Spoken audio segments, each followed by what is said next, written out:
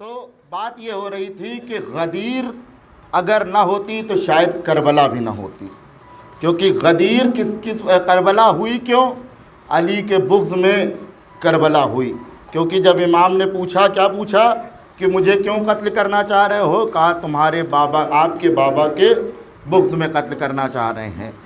وہ لوگ غدیر کا ترجمہ کیا کریں گے؟ کوئی بھائی کہتا ہے، کوئی دوست کہتا ہے، کوئی پڑوسی کہتا ہے، وہ ترجمہ کیا کریں گے جو یہی نہ سمجھ پائے کہ علی اگر کچھ بول رہے ہیں تو کیا بول رہے ہیں، یا رسول اگر کچھ کر رہے ہیں تو کیا کر رہے ہیں، کیونکہ رسالت کو اگر کوئی سمجھ پائی ہے تو صرف امامت سمجھ پائی ہے، امامت کو اگر کوئی سمجھ پایا ہے تو صرف رسالت سمجھ پائی ہے۔ تو کیا واقعہ آپ کے پیش نظر کہ تمام مسجد بھری ہوئی ہے، اتنے میں رسول خدا بھی بیٹھے ہیں، ایک شخص آتا ہے جو کہ بہت بھوکا ہے، بہت زیادہ تھکا ہوا ہے، اور آنے کے بعد کہتا ہے، رسول کو برا بھلا کہنا شروع کرتا ہے، اور رسول کو برا بھلا کہہ رہا تھا۔ اتنے میں رسول نے دیکھا اور کہا کہ علی جاؤ اس کی زبان کاٹ دو جا کے، اے علی جاؤ اس کی زبان کاٹ دو جا کر کے۔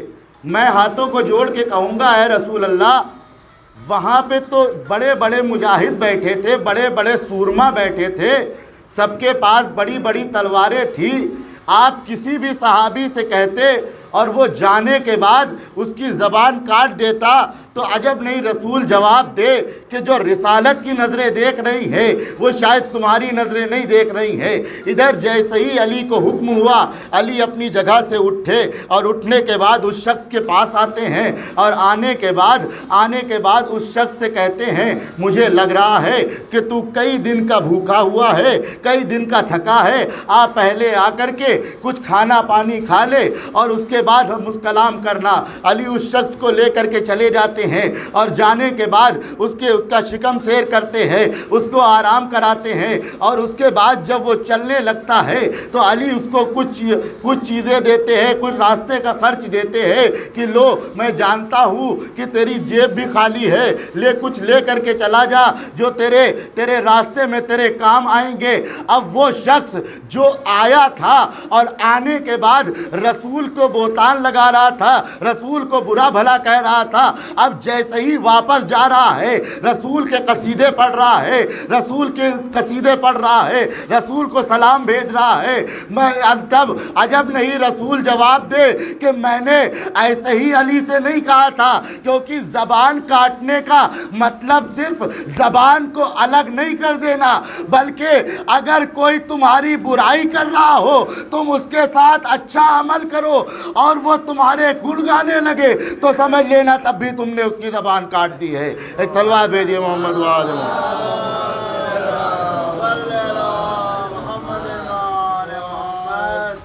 بس آخری واقعہ اور پھر ربط مسائل۔ آپ سب نے سنا ہوگا بہلول دانا۔ بہلول دانا کو لوگ دیوانہ بھی کہتے تھے۔ کیوں کہتے تھے؟ کیونکہ جب یہ شک ہوا کہ بہلول کو قتل کر دیا جائے گا تو امام کی خدمت میں آئے، تب امام نے کہا، اے بہلول تم دیوانے ہو جاؤ، تم اپنے آپ کو دیوانہ دکھاؤ۔ تب بہلول نے اپنے آپ کو دیوانے کی شکل لے لی۔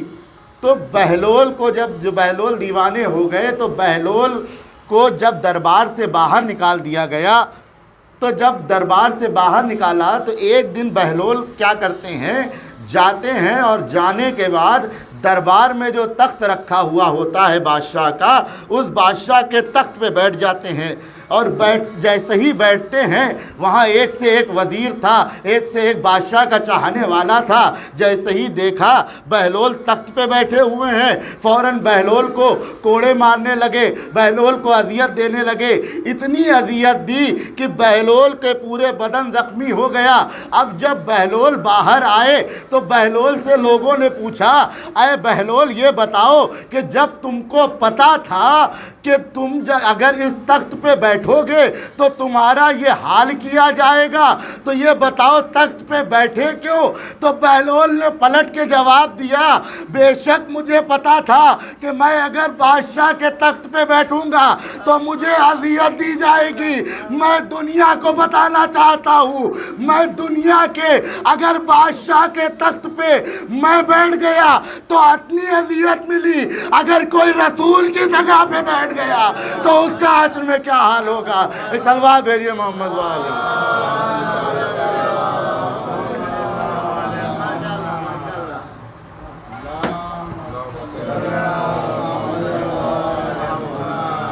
بس عزاداران مظلوم کربلا، میں نے اپنے کلام کو یہیں پہ روکا، کیونکہ آج کا دن جو ہے وہ پہلی محرم کا دن ہے۔ عزیزان محترم، صرف اتنا کہہ دینا کافی ہے کہ ایک بے وطن کا غم منانے کے لیے ہر کوئی اپنے وطن میں آ گیا۔ ذرا اس سے پوچھو جو اپنے وطن کو نہ آ پایا، کیسے تڑپتا ہوگا کہ میں اپنے وطن کو نہ آ پایا۔ عزیزان محترم، یہ حسین نے کی دعا ہے کہ حسین نے تو نانا کا مدینہ چھوڑا، لیکن کوئی محرم میں اگر اپنے وطن نہ آ پائے تو اس کے دل میں ایک ملال رہتا ہے۔ کیوں؟ لوگ پورے سال انتظار کرتے ہیں۔ کیا انتظار کرتے ہیں؟ کہ چلو اچھا ہوا عید میں نہیں جا پائے کوئی بات نہیں، بقرعید میں نہیں جا پائے کوئی بات نہیں، لیکن محرم میں ہم اپنے گھر جائیں گے۔ کیوں؟ کیونکہ جیسے ہی محرم کے فلک پہ چاند نمودار ہوتے ہیں، وطن کی محبت ہمیں مجبور کر دیتی ہے۔ اور کیوں نہ کرے عزاداران مظلوم کربلا، روایت میں ملتا ہے کہ 8ویں امام کو جیسے ہی محرم قریب ہوتا تھا، میرا 8واں امام پیروں سے نالینیں نکال دیتا تھا، پھٹے ہوئے کپڑوں میں بازاروں سے گزرتے تھے اور اتنا گریہ کرتے تھے کہ لوگ پوچھتے تھے، اے امام ارے اتنا گریہ کیوں کر رہے ہیں؟ کہا وہ دن آنے والے ہیں جس میں میرے جد کو بھوکا پیاسا ذبح کر دیا گیا۔ ہاں آزادارو، ارے شکر بھیجا کرو کہ تم کو اللہ نے ایک اور موقع دیا کہ تم محرم کر لے رہے ہو۔ ان 10 دنوں کو ایسا کرنا کہ 10 دن کے بعد 10 دن میں جتنا ہو سکے اتنا گریہ کرنا۔ ہاتھوں کو جوڑ کے گزارش ہے کہ خدا را ان 10 دنوں میں نئے کپڑوں کے تمنا نہ کرنا، اگر پھٹے کپڑے بھی پہنو گے تو کوئی اس میں بات نہیں ہے، کیونکہ محرم حسین کا غم منانے کا دن ہے۔ ہاں عزاداران مظلوم کربلا، آئیے ایک واقعہ پڑھتا ہوں، پھر چند جملے مصائب کے اور ختم دعا۔ ہاں عزاداران مظلوم کربلا، میں ہر سال یہیں سے اپنی مجلس کو شروع کرتا ہوں۔ عزادارو ایک معظمہ تھی جس کا ایک جوان بیٹا تھا۔ ہر سال دونوں ماں بیٹے، جس کا کوئی سہارا نہیں تھا، صرف ماں کے لیے بیٹا سہارا تھا، بیٹے کے لیے ماں کی محبت تھی۔ ہاں عزادارو، ایک سال ایسا آیا کہ بیٹا دنیا سے رخصت ہو گیا۔